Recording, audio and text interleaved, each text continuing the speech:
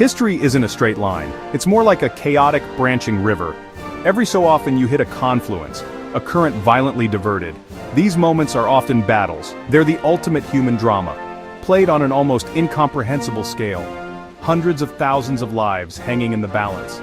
Decisions made by commanders in the heat of the moment, acts of bravery, sometimes catastrophic error, can create ripples down the centuries, shaping the language we speak, the borders on our maps, and even the ideas we hold dear. Today we'll journey back to 5 of these hinge points. Imagine you are a soldier in the army of Darius III, King of Kings. Your empire stretches from the Aegean Sea to the Indus River. It has stood for 2 centuries.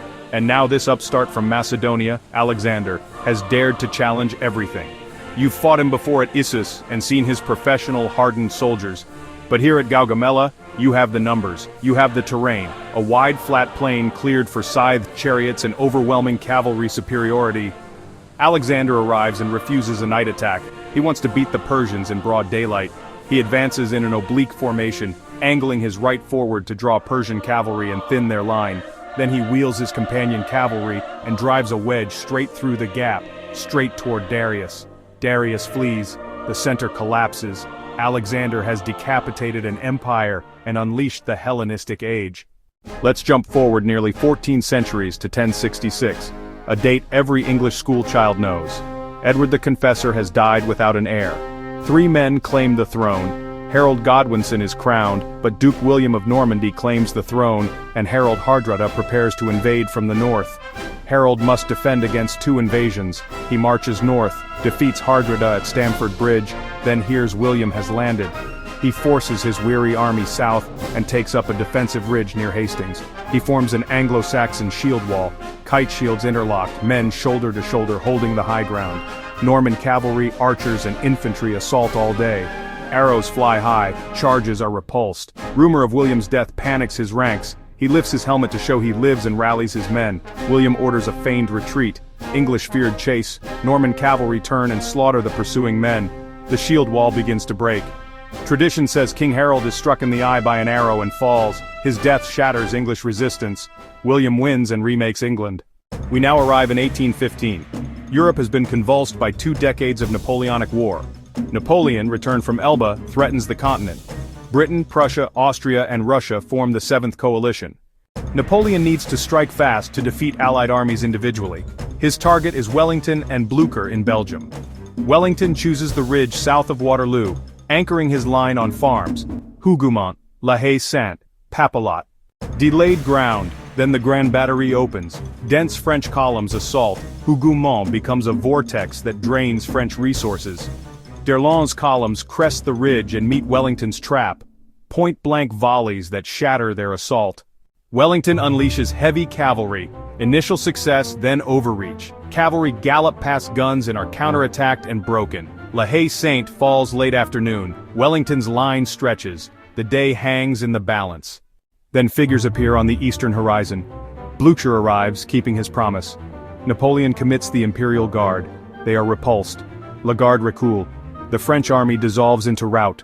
The Napoleonic dream ends. We move into the 20th century, World War II, where scale dwarfs what came before. In 1942, Hitler drives into the Soviet Union, standing in his path, a city on the Volga named for Stalin, Stalingrad. Bombing turns the city to rubble. The ruins, cellars, and sewers become the Soviets' greatest defensive assets. The fighting devolves into Rattenkrieg, room-to-room combat, staircases, kitchens, and factory yards. Chuikov's tactic is to hug the enemy, neutralizing German air and artillery advantage. Soviet soldiers are ferried across the Volga nightly to hold narrow slivers of the West Bank, a meat grinder of attrition.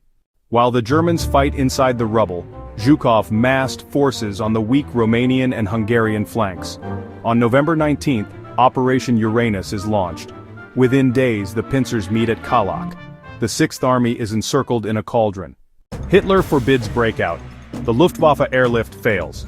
Inside, men starve, eat horses, dogs, then rats. On February 2, 1943, Paulus surrenders. Stalingrad shatters the myth of German invincibility. The Eastern Front turns. Summer of 1863. Robert E. Lee takes the fight to the north, into Pennsylvania. Union General George Meade, appointed 3 days earlier, races to intercept. The armies stumble into each other at a crossroads town, Gettysburg. By day 1, the Union establishes a fishhook defensive line across Culp's Hill, Cemetery Hill, and Cemetery Ridge. The second day erupts at hallowed names: Devil's Den, the wheat field, the peach orchard. Chaotic, desperate fighting. Little Round Top is the key. A hurried defense by the 20th Maine under Joshua Chamberlain saves the flank. Out of ammunition, Chamberlain orders bayonets, a right-wheel flanking charge down the hill that surprises and sweeps the Confederates. On July 3rd, Lee stakes everything on the center, a massive 2-hour bombardment followed by Pickett's charge. 12,500 Confederates march a mile across open ground into cannon and musket storm, magnificent, tragic, and shattered. A few breach the angle, the high water mark, but there is no support. The attack collapses. Lee retreats on July 4th. Coupled with Vicksburg's fall, Gettysburg marks the irreversible turning point of the Civil War. Gaugamela, Hastings, Waterloo, Stalingrad, Gettysburg. These clashes bent the arc of history: strategy, luck, reinforcements, feigned retreats, bayonet charges, even a single arrow. Gaugamela unleashed the Hellenistic age. Hastings reshaped English monarchy and language. Waterloo reordered 19th century Europe. Stalingrad broke Hitler's myth. Gettysburg preserved a nation. The echoes are all around us. Historians debate, which hinge point mattered most? Tell us in the comments. Thank you for watching.